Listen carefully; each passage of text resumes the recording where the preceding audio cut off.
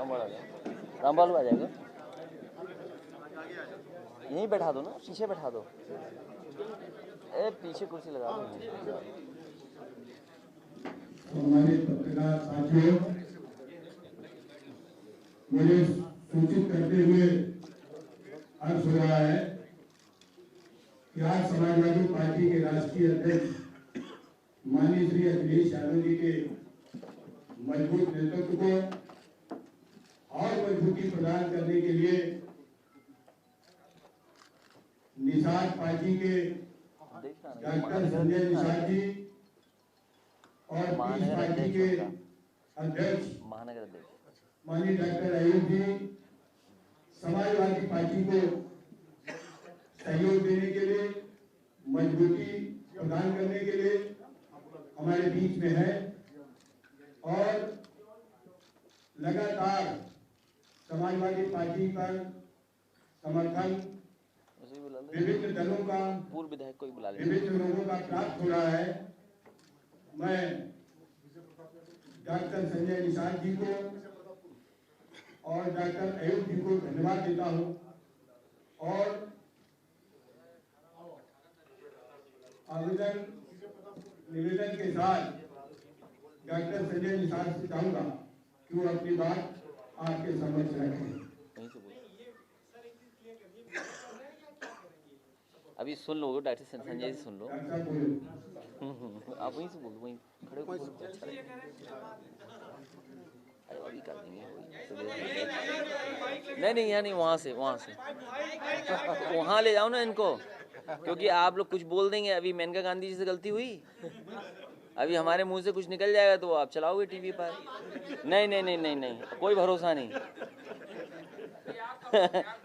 नहीं अच्छा ठीक है, ऐसे ही ख्याल रखना। नहीं वो गलती हो जाए किसी दिन तो ये लगा लो ना, हिम्मत सब ले लो वहीं। ओहो इस प्रेस कॉन्फ्रेंस के माध्यम से निषाद पार्टी के राष्ट्रीय अध्यक्ष मैं डॉक्टर संजय कुमार निषाद संदेश देना चाहता हूँ प्रदेशवासियों को। हम लोगों ने संघर्ष बहुत किया और संघर्ष की पार्टी का नाम Samajwadi party, Nishad party, peace party और ढेर सारी पार्टियां हैं देश में। हम लोग की मजबूती से समस्या के समाधान के लिए एक तरह की समस्याएं हम लोगों की हैं और उसकी लड़ाई हम लोग मिलकर लड़ेंगे। ये विलय नहीं है, हम लोग आगे का रास्ता तय कर रहे हैं और ये एक तरीके का गठबंधन है और इसकी जिम्मेदारी हमारे माननीय अखिलेश जी के जिम्मे है कि ये कैसे हम छोटे दलों को साथ में लेकर आगे चलते हैं। और क्योंकि अभी हमारी पार्टी 2016 में नहीं थोड़ी लगाएंगे, ये नहीं लगाएंगे। अरे तुम यार उन्हें नहीं पता तुम्हें, अभी चुनाव चिन्ह हमारा फिक्स नहीं है और हम लोग मिल के लड़ रहे हैं। ये संयुक्त प्रत्याशी हैं इंजीनियर प्रवीण कुमार और ये हम लोग इस लड़ाई को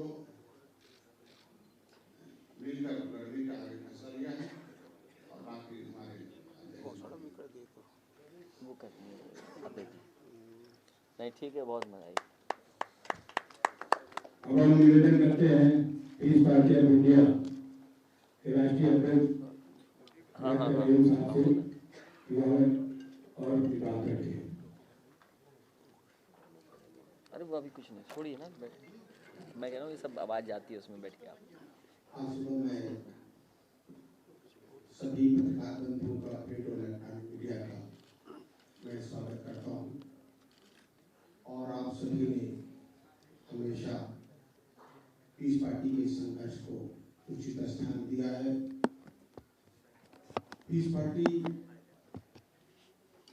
2008 से समाज के कमजोर वर्गों की लड़ाई लड़ रही है और अपने स्थापना से ही हमेशा कोशिश करती रही है कि मिलजुल करके समान विचारधारा और समान संघर्ष वाली पार्टियों के साथ मिलकर के लड़ाई लड़ी जाए। और आज मैं समझता हूँ कि बहुत बड़ी सफलता है कि सांप्रदायिक ताकतों के खिलाफ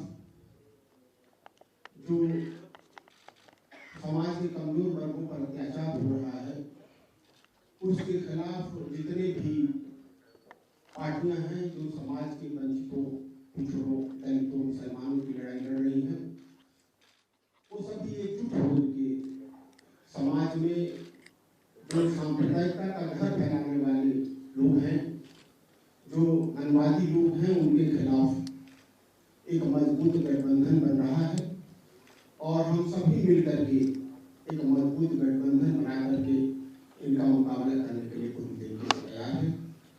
आप सभी ने जो समय दिया है, भाई अखिलेश जी ने जो यहाँ की बड़ी पार्टी है उसका जो नेतृत्व करते हैं, उन्होंने इसका जो बीड़ा उठाया है इस पार्टी की तरफ से और निषाद पार्टी समाज के सभी कमजोर वर्गों की तरफ से मैं उनका धन्यवाद करता हूँ। उन्होंने इस बीड़ा को उठाया है और इस संघर्ष को आगे बढ़ाने का उन्होंने प्रयास किया है। मुझे अल्लाह से दुआ है कि कमजोरों की लड़ाई, उनके हक और इंसाफ की लड़ाई, जो समाज में धर्म और जात के नाम पर जो अत्याचार हो रहा है, जो भेदभाव हो रहा है, उस लड़ाई में हम सभी का संघर्ष कामयाब हो और इस लड़ाई में आप सभी का समर्थन, सहयोग तो जरूरी है। मैं एक बार फिर आप सभी का, भाई डॉक्टर संजय निषाद जी का और खास तौर पर भाई अखिलेश जी का मैं एक बार फिर धन्यवाद करते हुए मैं अपनी बात को समाप्त करता हूँ। धन्यवाद। सम्मानित पत्रकार भाइयों, समाजवादी पार्टी के राष्ट्रीय अध्यक्ष माननीय अखिलेश यादव जी की अनुमति से गोरखपुर लोकसभा उपचुनाव के लिए समाजवादी पार्टी इंजीनियर प्रवीण कुमार निषाद को अपना प्रत्याशी घोषित करती है और इनका चुनाव निशान भी साइकिल होगा। इंजीनियर प्रवीण कुमार निषाद को हमारे अभी दोनों निषाद पार्टी के राष्ट्रीय अध्यक्ष और पीस पार्टी के राष्ट्रीय अध्यक्ष ने समर्थन दिया है। मैं उनको धन्यवाद देता हूँ और प्रार्थना करता हूँ राष्ट्रीय अध्यक्ष माननीय अखिलेश यादव जी से कि वो आपके बीच में अपनी बात रखें। माननीय राष्ट्रीय अध्यक्ष श्री अखिलेश यादव जी। हम भी वहीं जाएंगे। नहीं सभी वहीं गया था।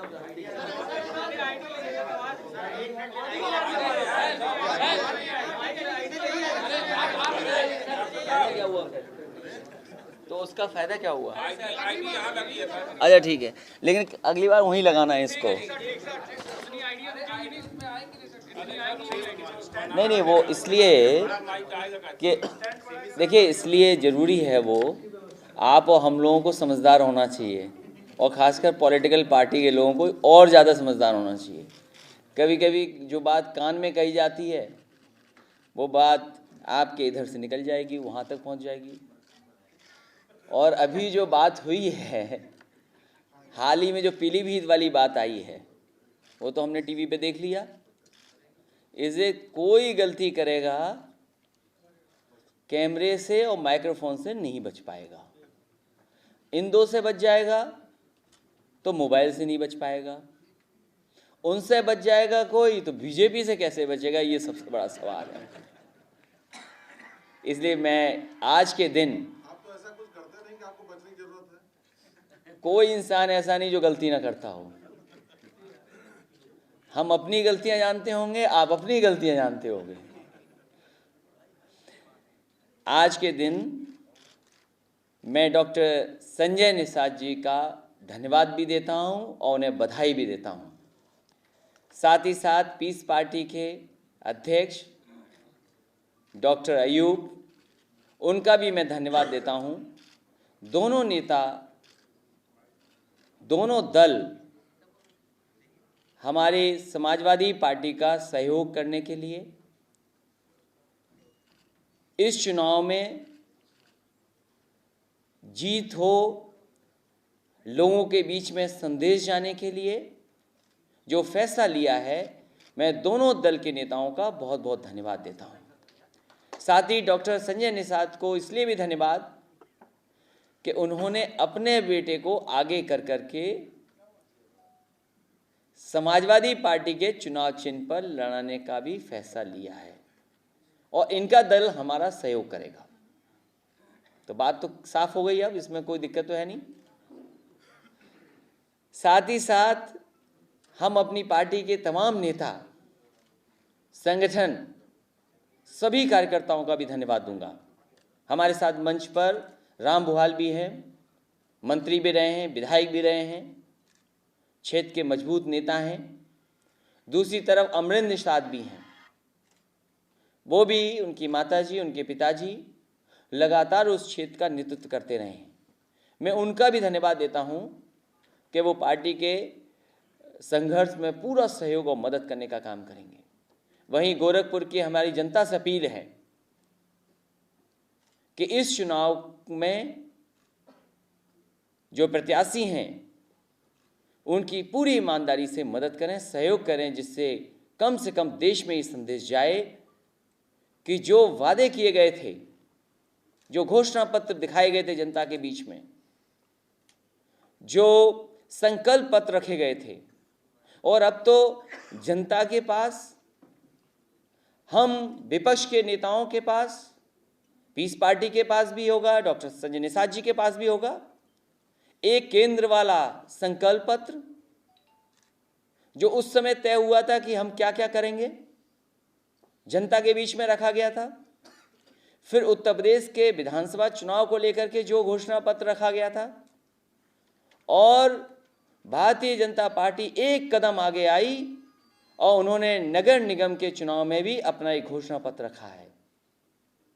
खासकर गोरखपुर, उसकी जनता से हमें अपील है कि देश में संदेश दें, क्योंकि देश का जो संकल्प पत्र है वह पूरा नहीं हुआ है। देश के सामने जो जो सवाल रखे थे बीजेपी ने, एक पे भी खरे नहीं उतरे हैं। वो चर्चा हम और आप एक दिन बैठ के करेंगे। इसीलिए मैंने कहा कि अब हम समाजवादी लोगों को सच्चाई पे चर्चा करनी होगी। सच्चाई पे जब चर्चा होगी तो बहुत सारी बातें सामने आ जाएंगी। हमें चाय और पकौड़े में उलझा दिया, चाय में ये डालिए तो अच्छी हो जाएगी। इधर मैं जब एक्सप्रेसवे से उतरा था तो 2 जगह मैंने चाय पी,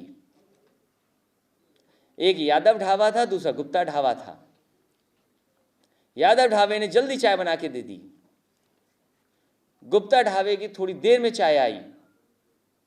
और जब मैंने चाय पी तो मैंने यादव ढाबे वाले से बोला कि आपने जल्दी में चाय तो पिलाई हमें, इसमें अदरक नहीं डाली, और जो स्वाद के लिए दूध में पानी नहीं डालना था वो आपने डाल दिया। चाय गुप्ता की अच्छी है। तो हमें और आपको उलझा दिया चाय में, फिर पकौड़े में उलझा दिया। इन्वेस्टमेंट आए, अच्छी बात है, देश तरक्की करे, खुशहाली के रास्ते पे जाए, हम भी चाहते हैं, सबका सहयोग है उसमें। लेकिन नौकरियां नहीं, रोजगार नहीं, नकल पे पाबंदी के बहाने रोजगार पे ये पर्दा डालना चाहते हैं। नौकरियां हैं नहीं, रोजगार है नहीं, और बहाना कर रहे हैं कि नकल हो रही है। तो नौकरियों का भी सवाल है, देश के बड़े सवाल हैं। बीजेपी ने कहा जाकर के कि हम ग्लोबल वार्मिंग को बचाएंगे, क्लाइमेट चेंज को बचाएंगे। पेरिस में जाकर के प्रधानमंत्री जी ने कहा। हम गोरखपुर की जनता से पूछेंगे और कहेंगे उनसे, ऑक्सीजन का पता नहीं, ग्रीन हाउसेस गैस का पता नहीं, लेकिन यहां बच्चे नहीं बच पा रहे हैं, बच्चों की जान नहीं बची यहां पर। और झूठी रिपोर्ट सदन के सामने पेश करना कि ऑक्सीजन से किसी की जान नहीं गई। जान गई हो तो उसकी पोस्टमार्टम रिपोर्ट होनी चाहिए। पूरे आंकड़े कंप्यूटर से निकाल करके जाने कहां फेंक दिए, आग लगा दी, जहां पर सब कुछ सच्चाई के साथ मौजूद था उसमें भी आग लगा दी। तो इतना बड़ा धोखा हो। और उज्ज्वला के नाम पर बहुत सिलेंडर बांटे गए, चूल्हे बांटे गए। कुछ चूल्हे जल नहीं पा रहे, सिलेंडर भर नहीं पा रहे। कैसी योजना चलाई, धोखा दिया। पैसा तो लेटर ऑफ अंडरस्टैंडिंग पे बहुत मिल जा रहा है। पैसे की कमी नहीं है देश में, पैसे की कहां कमी है देश में। नोटबंदी के बहाने पूरा जमा करा लिया पैसा, किसी गरीब पे नहीं बचा, किसान पे नहीं बचा, महिलाओं पे भी नहीं बचा था। निशानी के लिए हो सकता रखा हो 500 रुपया, 1000 रुपया, लेकिन नहीं। और नोटबंदी के बहाने भ्रष्टाचार पर लगाम लगानी थी, लेकिन लेटर ऑफ अंडरस्टैंडिंग से बोलो कितना हजारों करोड़ रुपया चला जा रहा है। अभी छानबीन होगी, न जाने कितने लोग ऐसे निकलेंगे कि जो एक केवल कागज पे पैसा लेकर के भारत का चले गए। भारत का पैसा चला गया।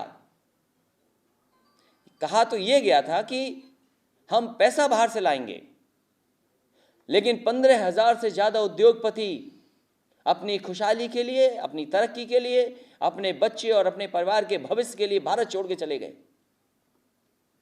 हमारे यहां इन्वेस्टमेंट नहीं आया, इन्वेस्टमेंट बाहर चला गया, पैसा भी चला गया, लोग भी चले गए। हम तो कैशलेस हो ही गए, हम और आप। बैंकें भी धीमे धीमे होने लगी हैं, डूब भी गई हैं बैंकें। ये तमाम सवाल उठेंगे। और फिर किसान की आमदनी कितनी होनी है? 2 गुनी, 1.5 गुनी।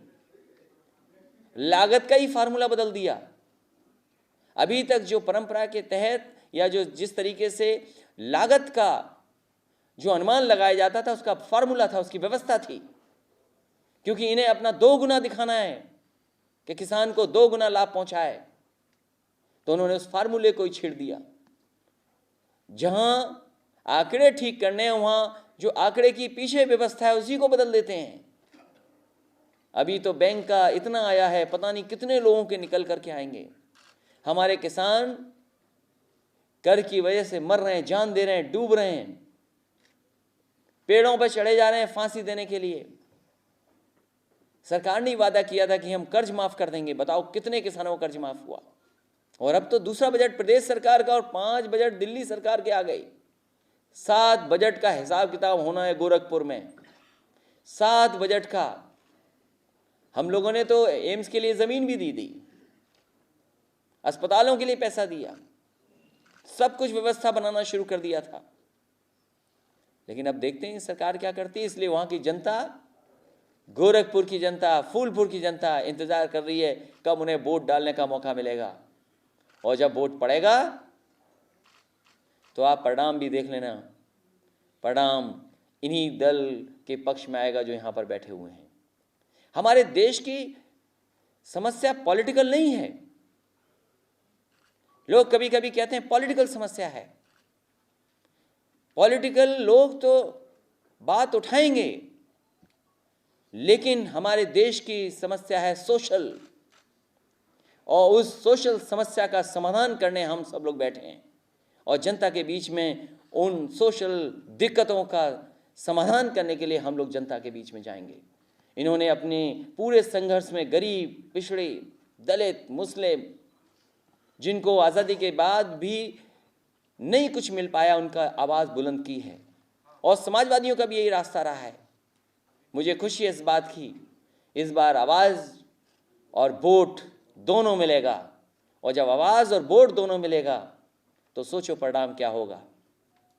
इसलिए एक बार फिर मैं डॉक्टर संजय निषाद जी को बधाई देता हूं, और अपने दूसरे डॉक्टर अयूब जी का, पीस पार्टी का, उनको भी बधाई। उनके सहयोग के लिए बहुत बहुत धन्यवाद। और जो नौजवान प्रत्याशी है, मुझे उम्मीद है कि हमारी पार्टी के सभी हम नेता, कार्यकर्ता और गोरखपुर की जनता एक नौजवान को जो पहली बार चुनाव लड़ने आ रहा है उसकी मदद करेगी, सहयोग करेगी, जिससे कि जीत करके लोकसभा में जाए और कहे कि हाँ, उत्तर प्रदेश से हम जीत करके आए हैं। और ऐसे प्रदेश से जहाँ पर प्रधानमंत्री जी ने बहुत वादे किए थे, बीजेपी ने बहुत वादे किए थे, इनके नेताओं ने बहुत वादे किए थे, वादों के साथ साथ समाज में दूरियां भी पैदा की, जात और धर्म में जहर भी घुला है, उन सब ताकतों को हरा करके हम आए। सर, कांग्रेस का गठबंधन का क्या होगा? सर, तो कांग्रेस की गठबंधन था, दोनों आप लोग अलग अलग लड़ेंगे तो वोट बट नहीं जाएंगे। कैसे आप सामुदायिक शक्तियों का सांप्रदायिक शक्तियां खत्म हो, हम सब दल की जिम्मेदारी है। सर मेरा एक सवाल है, महत्वपूर्ण सवाल है। नीरव मोदी पर लगातार आरोप लग रहे हैं। अब भाजपा ने कांग्रेस पर आरोप लगाया है कि अभिषेक मनु सिंघवी की वजह से ये पूरा घोटाला हुआ है। इस पूरे मामले में क्या कहना है सर? सर इसमें एक चीज और जोड़ना चाहेंगे, और जिस विभाग पर आरोप लग रहा है वित्त मंत्रालय को, उसके मंत्री नहीं आ रहे सामने, डिफेंस मिनिस्टर आ रही है बताने बात सरकार के। ये दिल्ली और अंतर्राष्ट्रीय स्तर का मामला है और ये बहुत ही बुद्धिजीवी और पढ़े लिखे लोगों का मामला है। हम और आप लोग नहीं समझ पाएंगे। हम लोग और आप लोग इसलिए नहीं समझ पाएंगे क्योंकि हमें और आपको वो जानकारी ही नहीं होगी वो कि चिट्ठी कैसे लिखी जाए जिससे कि हमें गारंटी मिल जाए और पैसा भी मिल जाए। मैंने पहले भी कहा था कि ये फार्मूला तो बीजेपी के पास है। बीजेपी हमें और आपको उलझा देती है दूसरे मामलों में, और दूसरे मामले बड़े बड़े हो जाते हैं, उस पर कोई सच्चाई सामने नहीं आती। इसीलिए हम जनता के बीच में सच्चाई पे चर्चा करना चाहते हैं, क्योंकि ये बात वहीं उलझ जाएगी कि ये भ्रष्टाचार है कि नहीं है, बैंकिंग सिस्टम में क्या खामियां हैं, दूर होनी है कि नहीं होनी है। हम लोगों को तो सपना बड़ा दिखा दिया गया था कि नोटबंदी से भ्रष्टाचार खत्म हो जाएगा, काला धन वापस आ जाएगा। हम पूरे चुनाव में उत्तर प्रदेश के चिल्लाते रहे कि नोट काला सफेद नहीं होता है, हमारा आपका लेन देन काला सफेद होता है। अब तो समझ में आ गया सबको कि एक चिट्ठी से कितना बड़ा लेन देन होता है, वही है काला धन। और फिर केवल एक उद्योगपति, हमारे किसान को तो कोई दे नहीं रहा, ना पूछ रहा अगर 1 लाख रुपए लोन हो उस पर, लेकिन बड़े बड़े उद्योगपति होते हैं। आप हिसाब लगा लेना, और आपको सूची मांगनी चाहिए कि ऐसे देश के कितने उद्योगपति हैं जिन्होंने लोन ले लिया है, लोन को चुकाने के लिए लोन लिया, फिर उस लोन को चुकाने के लिए फिर लोन लिया, इसीलिए बैंकें और देश का पैसा सब खत्म हो गया। हम लैपटॉप बांटते थे तो कहते थे जात में बांट रहे हो, तुमने यादवों को लैपटॉप दे दिया, सब यादव ले गए लैपटॉप, विद्याधन सब यादव ले गए, मुस्लिम ले गए। हमने एक्सप्रेस वे में भी एक अलग लाइन बनाई है, वो दिखेगी नहीं आपको, लेन, उसमें केवल यादव चल सकते हैं। मैं उस दिन रुका वॉशरूम के लिए, वे साइड एम्यूनिटीज में, वहां मजदूर थे, कर्मचारी जो काम कर रहे थे वो सब थे उन्नाव वाले पर। मैंने उन सबको, 60-70 लोग थे, मैंने उनसे पूछा कि ये बताओ इसमें यादव लेन कौन सी, उसी पे मैं चलूंगा। उन्होंने कहा कि बीजेपी के लोग बहुत झूठ बोलते हैं। उन मजदूरों ने कहा, उन्होंने कहा, अब तो पूरा देश जान गया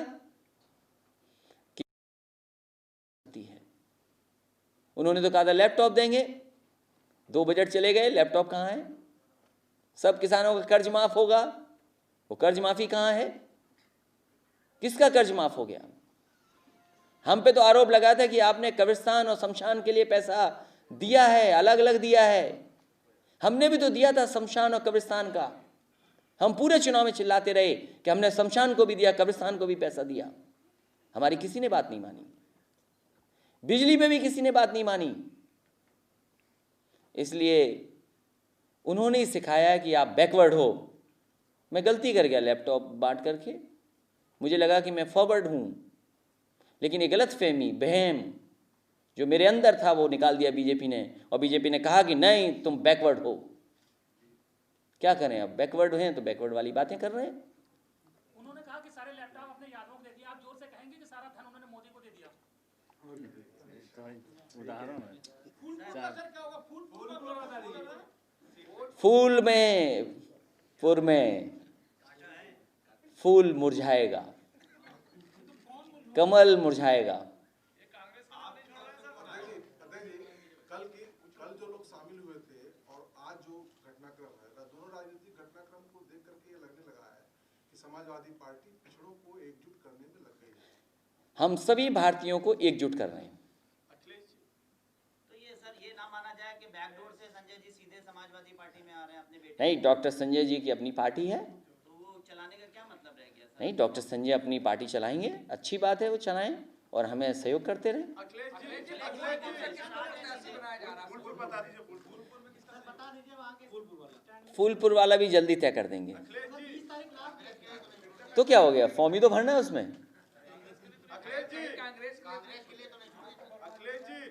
कल डिप्टी सीएम ने आरोप लगाया, उन्होंने कहा कुछ लोगों को परेशानी हो रही है, यानी साफ साफ इशारा आप पे था इन्वेस्टर समिट को लेके। उन्होंने कहा कि जिनको कराना था नहीं करा पाए, आज इन्वेस्टर समिट को लेके बड़े बड़े बयान दे रहे हैं। दिनेश शर्मा जी, नहीं, वो मैंने उनको, आपने समझा नहीं पाया होगा। मैंने ये कहा कि कोई इन्वेस्टर हमारी सड़क पे नहीं आ रहा है, यहाँ बाटी चोखा की दुकान क्यों बंद कर दी? ये जो ठेला लगाने वाले थे या पंचर जोड़ने वाले थे, इनको क्यों भगा दिया? यहाँ कौन इन्वेस्टर आ रहा है? यहाँ कौन इन्वेस्टर आ रहा है? और अच्छी बात है, मैंने तो कहा कि मैं बधाई देता हूँ बीजेपी को कि 302 किलोमीटर का शानदार एक्सप्रेसवे आपने बनवाया है। आपको बहुत बधाई, क्योंकि आपने होर्डिंग पे अपनी तस्वीर और प्रधानमंत्री जी की तस्वीर लगाई है। इसलिए मैं बीजेपी को बहुत बधाई देता हूँ देश का सबसे बड़ा एक्सप्रेसवे बनाने के लिए। मैं इसलिए ये बात बार बार कह रहा हूँ कि इतनी ही लाइन चलाएंगे तो उनका लाभ होगा। इससे इन्वेस्टर मीट में अगर केवल इतना ही दिखाएंगे तो लाभ तो उन्हीं का होगा। इसमें मैं क्या गलत कह रहा हूँ? देश का सबसे बड़ा एक्सप्रेसवे जिसके खंभों पे बहुत सारी तस्वीरें लगी हैं, एयरपोर्ट पे बड़ा सा होर्डिंग लगा है, मैं ये कह रहा हूँ कि देश का सबसे बड़ा एक्सप्रेसवे बीजेपी की सरकार ने बनाया। लखनऊ की मेट्रो दिल्ली की सरकार ने और प्रदेश के मुख्यमंत्री जी ने, दोनों ने मिलकर बनाया। नोएडा की जो मेट्रो है, जो दिल्ली को जोड़ने वाली है, वो भी प्रधानमंत्री जी ने और मुख्यमंत्री जी ने, दोनों ने मिलकर के वो भी मेट्रो बनाई है। नोएडा से ग्रेटर नोएडा मेट्रो भी उन्होंने बनाई है। आपकी गाजियाबाद वाली भी मेट्रो उन्होंने बनाई है। गाजियाबाद की एलिवेटेड और देश की सबसे बड़ी एलिवेटेड सड़क 6 लेन, वो भी उन्होंने ही बनाई है। तो हम तो कह रहे हैं कि उन्होंने ही बनाया है और इन्वेस्टमेंट आए। अरे इन्वेस्टमेंट में हमें आप गुमराह करते रहोगे और बैंक से पैसा इन्वेस्टमेंट से ज़्यादा चला जाएगा। उसके लिए क्या जवाब दोगे? नौकरियां हैं नहीं आपके पास, आप छापा मार रहे हो नकल की। हमारा सुझाव ले लो, ओपन बुक करा दीजिए, दुनिया के में तमाम देशों में किताब लेकर के बच्चे जा के पढ़ सकते हैं। आप पढ़ाई तो ठीक नहीं कर रहे हैं। शिक्षा मित्रों को छोड़ दिया फांसी लगाने पर, आत्महत्या हो रही है, और देश को जलाना चाहते हो हिंदू मुसलमान में झगड़ा करा करके। कासगंज में नहीं जानते लोग किसने आग लगाई? जब आप आग लगाओगे तो इन्वेस्टमेंट आएगा आपके यहाँ, और आपके कहने से कौन यकीन करेगा आप पर? आप तो कहते हो कि हम रिवर फ्रंट बनाएंगे। रिवर फ्रंट पे अगर किसी ने ज़मीन का कब्जा कराया है तो उन्हीं लोगों ने, बीजेपी के लोगों ने ज़मीन पे कब्जा कराया वहाँ पर।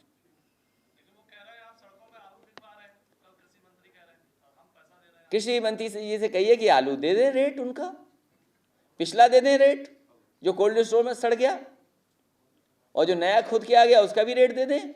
अगर किसी किसान को उन्होंने रेट दिया हो तो बता दें हमें कि इतने किसानों को उन्होंने आलू का रेट दिया है।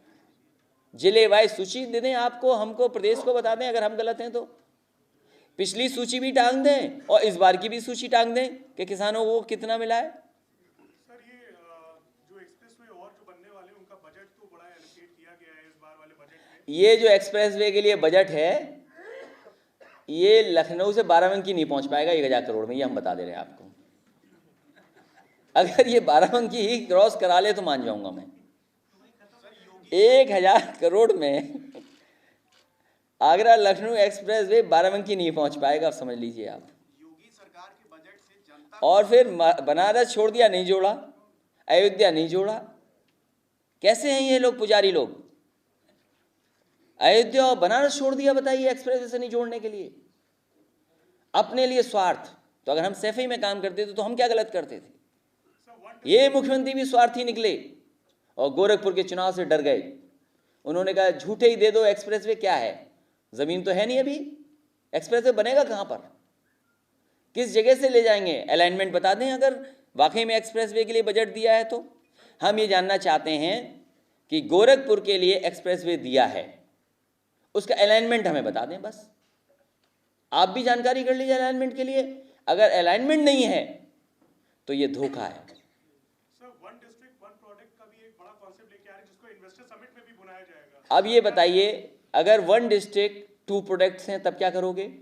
वन डिस्ट्रिक्ट 3 प्रोडक्ट्स हैं तब क्या करोगे?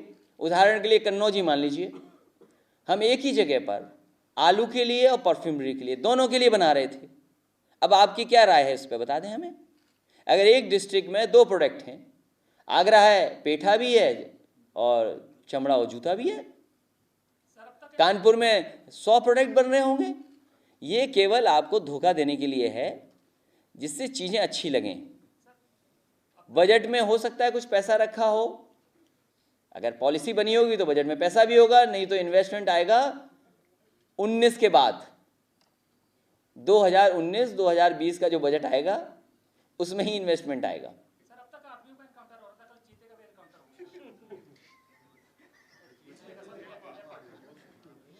हम आदमी हैं, हम ही बचे रहें बस। लेकिन अखिलेश जी, क्या आपको चोट लगी है? वो कह रहे हैं कि आमने सामने से गोली चल रही थी, क्या तेंदुआ गोली चल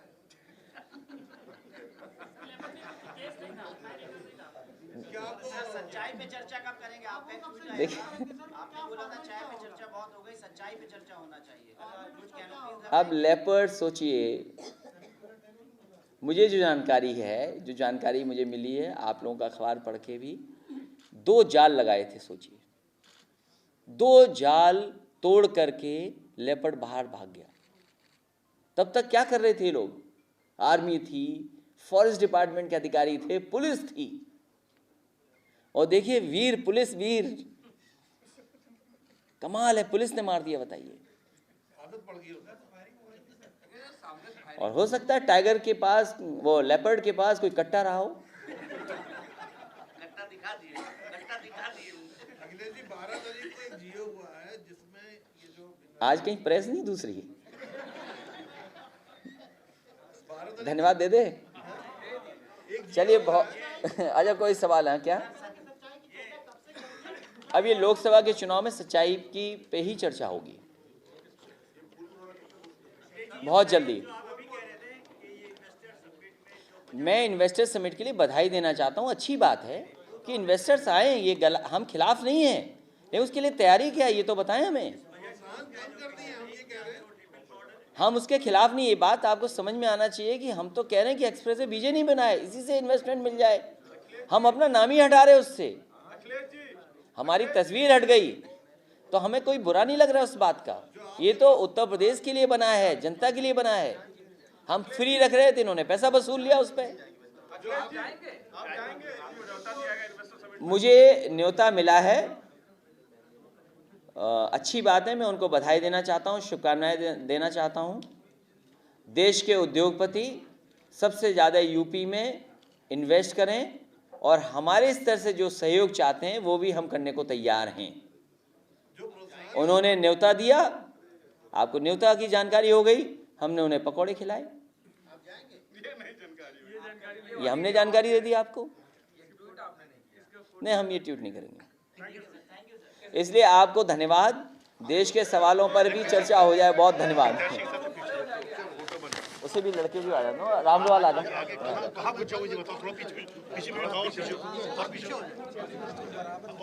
इसको भी रामलाल, तो ये उसके अपने रामलाल के आगे लगते हैं। अमरिंदर कहाँ आ गया?